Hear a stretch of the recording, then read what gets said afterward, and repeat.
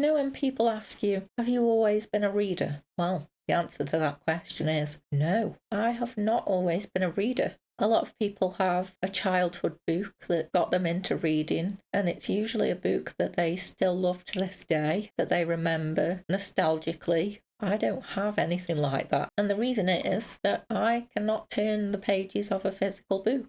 So when I was a child, it was almost impossible for me to actually read a book. The only time I did read a book was at school, when we had to read to a member of staff. And so that member of staff would fold the book open and turn the pages for me. And, well, I didn't really enjoy reading to somebody. Reading is a solitary activity, in my opinion, and should not be shared with anyone other than in a book club, of course. And so it wasn't until I was in my 20s that I actually started reading properly. And you know what that book was? And this is very embarrassing for me. Twilight. That's what it was. That's what got me into reading. I saw the first film and I was like, yep, can't wait to watch the rest. Of course, there was only the first film at the time. None of the others had been released. And so I had to read the books to find out what was going to happen next. And the way I did it was I would ask someone to fold the book back down the spine so that it would stay open, so that I could use my one finger to turn the page. That's how into it I was. I was willing to use all of the tiny little movement that I have in my hand and finger to turn those pages.